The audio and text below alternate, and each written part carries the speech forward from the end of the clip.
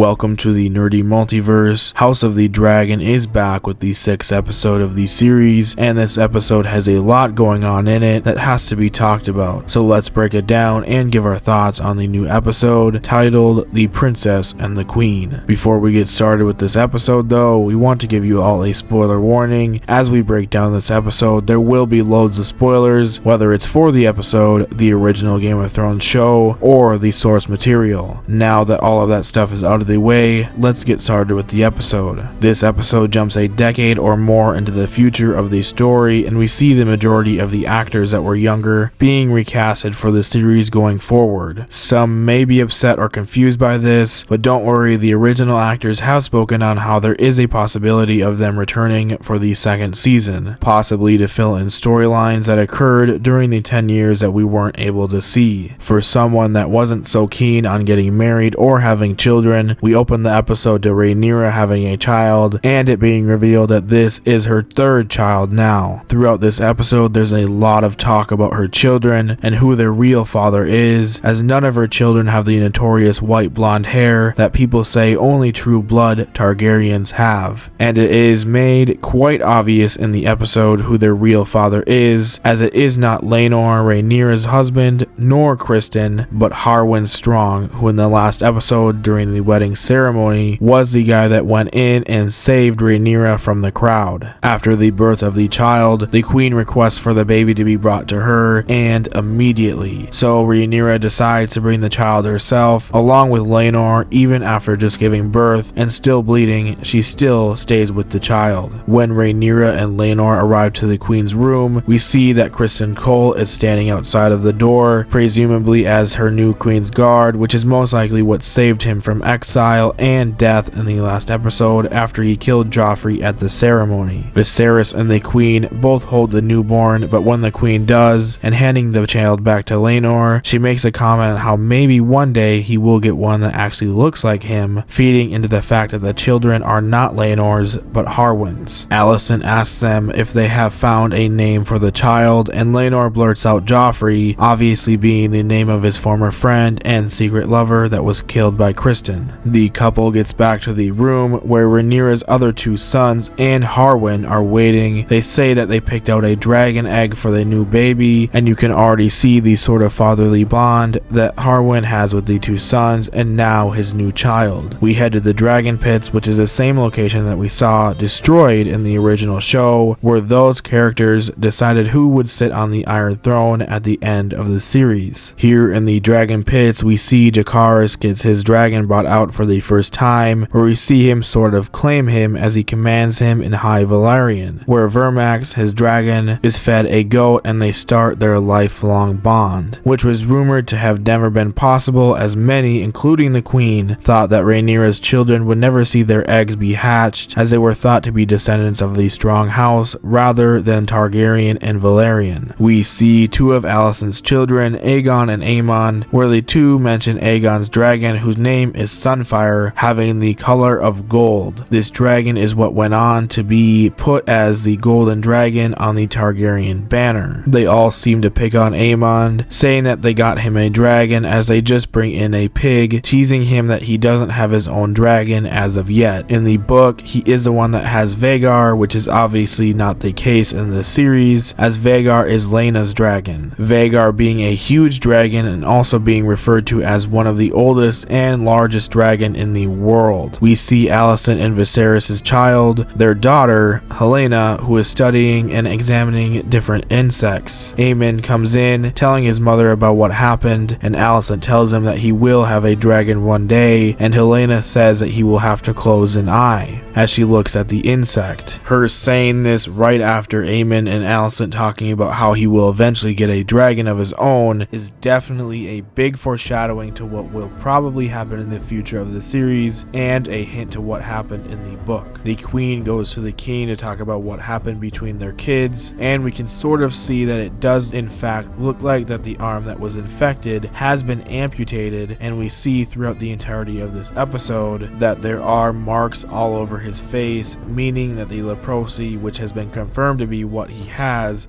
not left in one bit, and he is deteriorating and slowly dying. Sir Criston Cole escorts the queen, and we can can see a very clear animosity towards Rhaenyra coming from Criston, this coming from the fact that she married another man and is having children with another one as well. An obvious sign of jealousy and anger that he was not the one with her and was essentially left behind. Alicent gets hasty and starts to tell her son Aegon of what will happen if he is not made heir to the throne, and that his very life and the life of his two siblings will be on the line if Rhaenyra gets to the throne, as they will be seen as competition and challenge to the throne. This being the exact thing that her father kept warning her about in the past. We see Daemon and Laena flying their dragons together, Daemon and his dragon Caraxes flying through the fire, and if you didn't already know, the reason that he's perfectly fine after flying through the fire is because Targaryens are immune to it, which is what we saw from Daenerys when her dragons hatched. Daemon and Laena are now a couple and have 2 children together and being pregnant with another as they stay in Pentos. They sit at a feast as they speak of Aegon Targaryen the Conqueror and the dragon he possessed known as Balerion, whose skull is kept below the Red Keep.